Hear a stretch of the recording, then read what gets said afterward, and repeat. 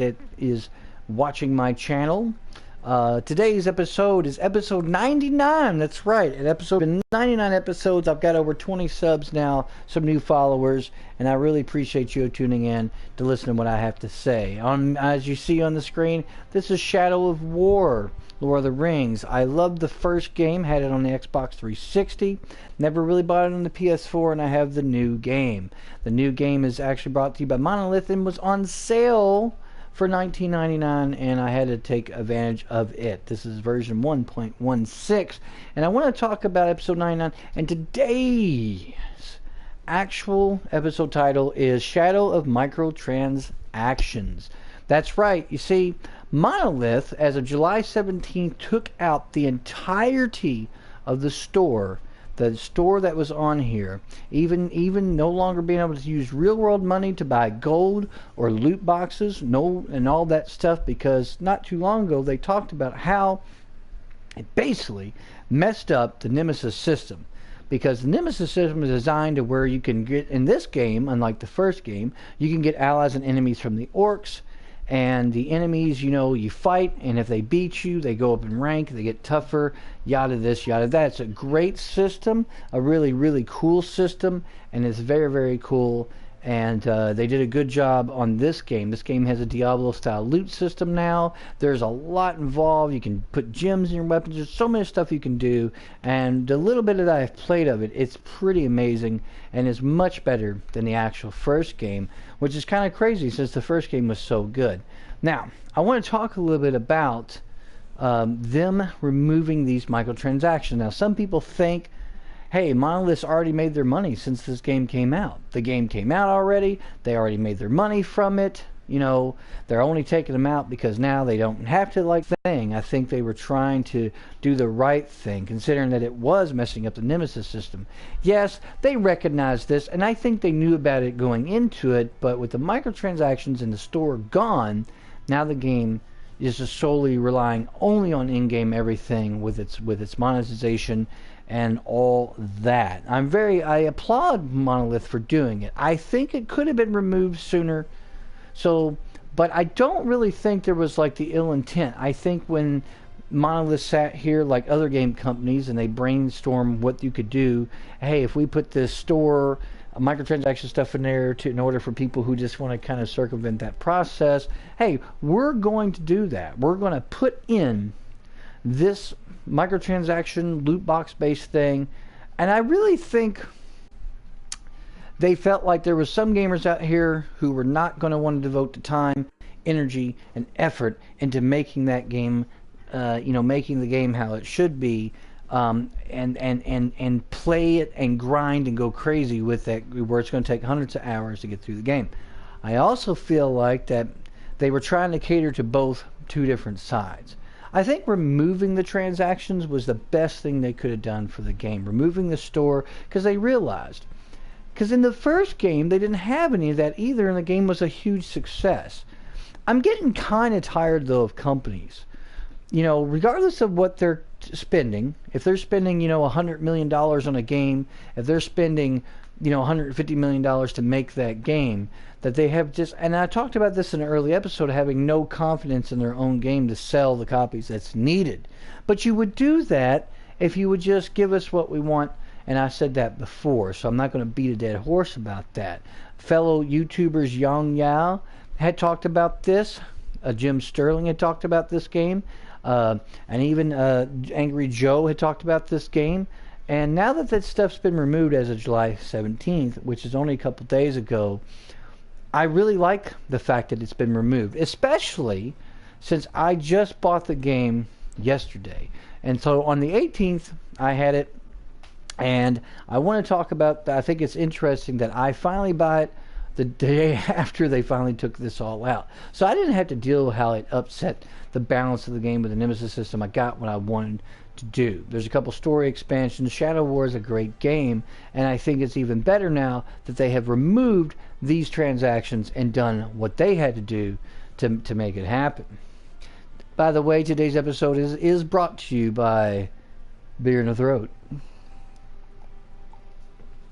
But the Shadow microtransactions, not just talking about this game, We have now living in that shadow of microtransactions and game companies taking them out. Now EA might had to cave to their masters at Disney to do what they did for Battlefront 2. Funny, they haven't done stuff about FIFA, and they haven't done anything about their other games. They doned them down with Need for Speed Payback, but Need for Speed Payback's not all that great of a game anyway. Any game that's open world and the cops won't chase me unless it's like within the parameters of the story, like a story mission, that's ridiculous.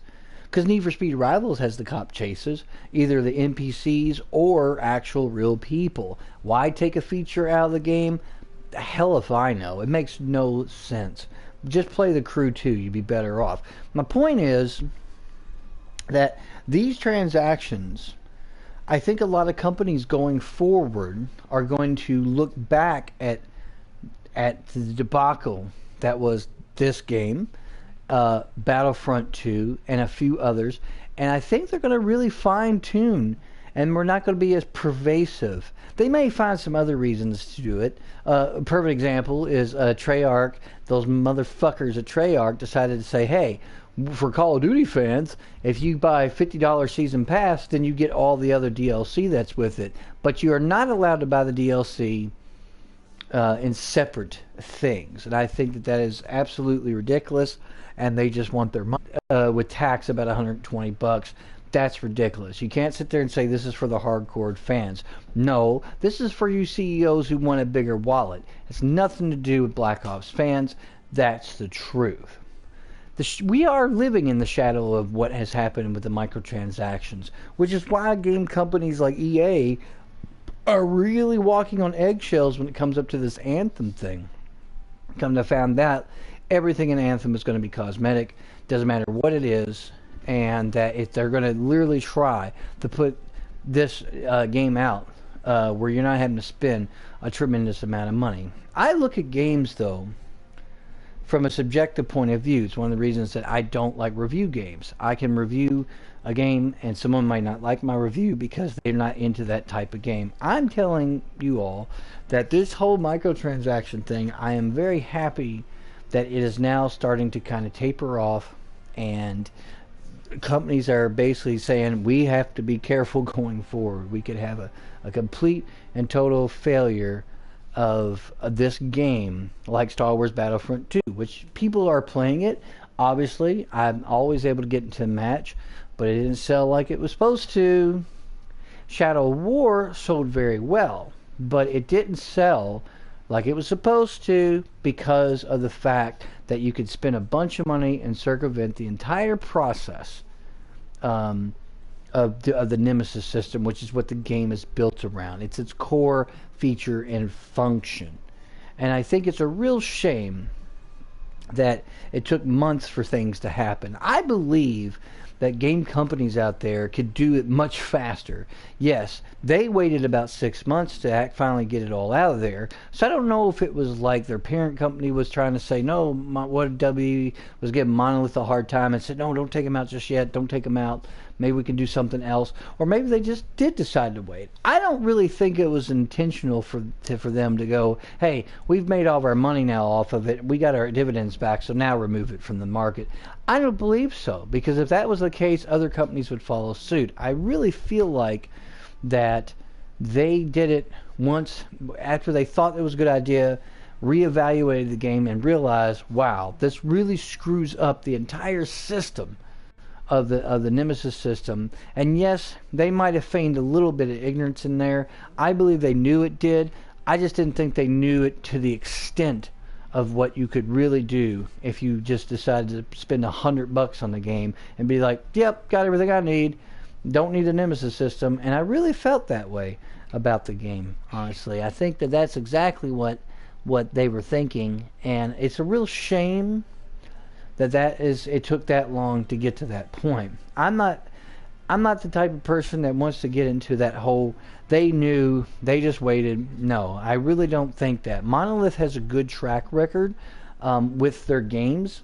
You can go all the way back to the Fear series. The Fear series was excellent. I'd love to see that like remastered or another version of the game come out.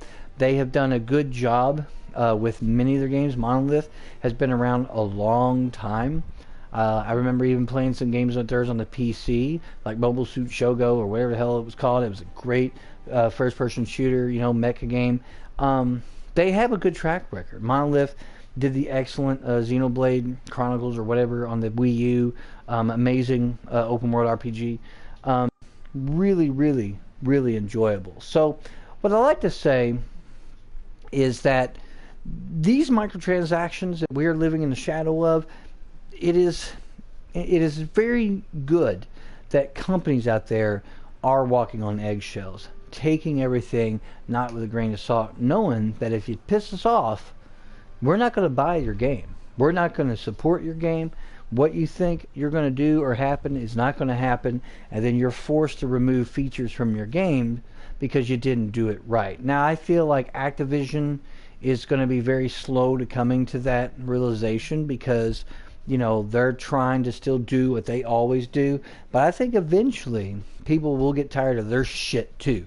And we'll be like, fuck you, Activision. We are not going to put up with that crap.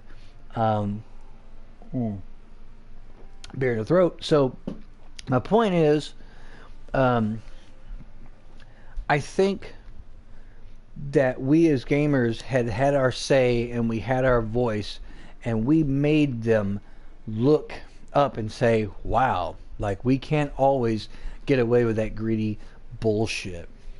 But I am happy to report that if you buy Lord of the Rings Shadow of War, you buy that, you don't have to deal with any of that. Everything can be found or earned in game. No longer is that store there. If the game is basically like the first one again, but much with 3 times the size. You can fly around on dragons. You can like you earn loot. It's very Diablo like in what it does. There's lots of customization, different armors and different things. It's a really awesome game, and very well done tonally, and just an excellent game. And for them to remove that stuff really makes me happy because I jumped in it just yesterday going like, this is how the game should have been made. When it transactions and the ability to circumvent the Nemesis system, I think the game would have sold even better. I think we as gamers just got so sick of every new release coming out that we'd have to deal with it that way. Star Wars was the icing on the cake, obviously, and this game was one of the foundations along with some of the other titles that were coming out. And I think it is very, very nice that we have reached that level where these companies are now saying, we got to be careful. We got to be careful going forward. I would almost put money on it that when Destiny 3 finally launches, that Destiny 3, they'll overlook the Eververse, and I think it will also change in the future and things along that lines. Well, this has been episode 99 of the Gaming Roundtable. Juiceman 3941 is going to be signing off here, but I'll be back with episode 100 starting season 4 here shortly, either tonight or tomorrow. I just want to tell you all, it's been a long road. I really appreciate those who have kept with me, my small amount of subscribers. I know I've been quiet. I'm going to try to do more videos, mainly because I didn't have a whole lot to talk about, right?